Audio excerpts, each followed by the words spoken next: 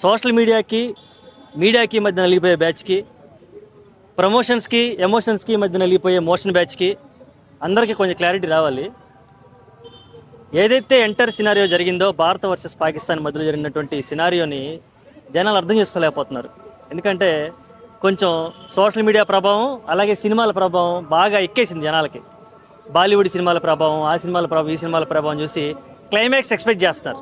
Climax అరే మాకు ఈ క్లైమాక్స్ నచ్చలేదే అని ఫీల్ అవుతున్నారు. ఎందుకంటే ఈ మధ్య బాగా ఎక్కువైపోయింది కదా బాలీవుడ్ సినిమాల్లో ఆ క్లైమాక్స్లు, ఈ క్లైమాక్స్లు, తెలుగులో పుష్ప క్లైమాక్స్లు, హీరో రివెంజ్ టైప్ క్లైమాక్స్లు అవన్నీ చూసేసరికి ఈ క్లైమాక్స్ నచ్చట్లా. ఎందుకంటే సడన్గా ఒక రిజల్ట్ ఎక్స్పెక్ట్ చేశారు. ఈ రిజల్ట్ ఏంది, మీరందరూ పిఓకేని స్వాధీనం చేసుకుంటాం, పాకిస్తాన్ని చాలా రకాలుగా మనం ఓడిస్తాం, ఇవన్నీ ఎక్స్పెక్ట్ చేశారు. ఇది జరగల, అంతే. మీరు అనుకున్నది జరగల. కానీ ఎవరు అనుకున్నది జరిగింది.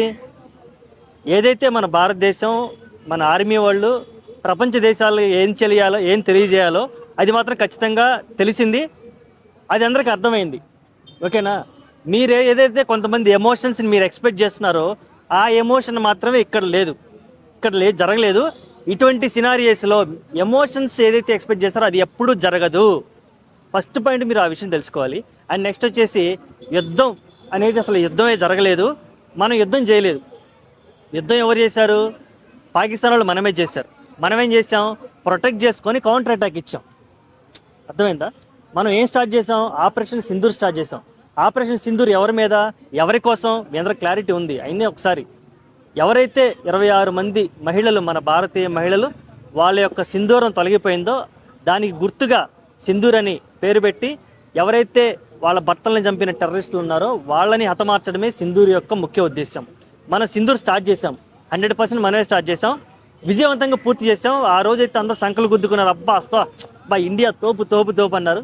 సరే, దెబ్బతిన్న పాకిస్తాన్ ఏం చేసింది? మరి అది కూడా కొంచెం కౌంటర్ ఇవ్వాలి కదా. లేదంటే వాళ్ళ దేశంలో వాళ్ళు చీకొట్టి వస్తారు.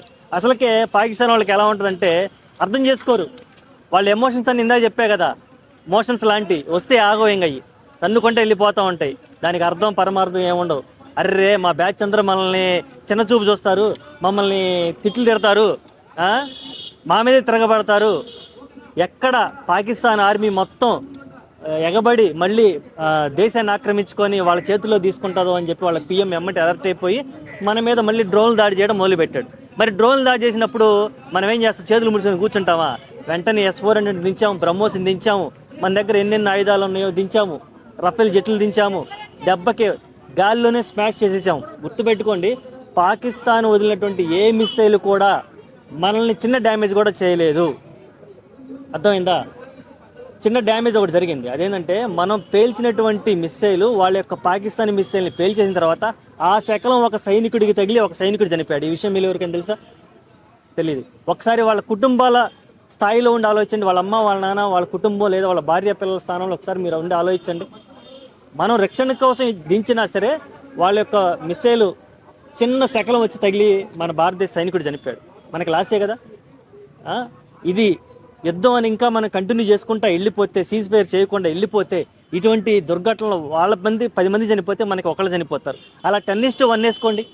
వాళ్ళకి 10 రూపాయలు నష్టం అయితే మనకు 1 రూపాయి నష్టం అవుతుంది. మరి అప్పుడు కూడా క్యాలిక్యులేషన్ చేసుకోండి. ఓకేనా. మీరందరూ ఏంటంటే మీ క్లైమాక్స్ రాలేదు. ఇటువంటి సన్నివేశాల్లో క్లైమాక్స్ రాదు. మీరు ఎక్స్పెక్ట్ చేయొద్దు. మాట్లాడిన దాంట్లో క్లైమాక్స్ కూడా చెప్పాడు కదా. క్లైమాక్స్ పుష్ప 1లో వార్నింగ్తో ఇస్తాడు చూడు, అట్లాగా ఇది ఒక వార్నింగ్ తోటి, అంటే ఇంటర్వెల్. గుర్తుపెట్టుకోండి, మీ లాంగ్వేజ్లో మీకు చెబితే కానీ మీకు అర్థం కాదు. పుష్ప 1లో ఏం జరిగింది, సెకండ్ ఇంటర్వెల్ వేశారు కదా, అట్లాగా మోదీ గారు కూడా నిన్న ఒక ఇంటర్వెల్ యాక్షన్ ఇచ్చారు.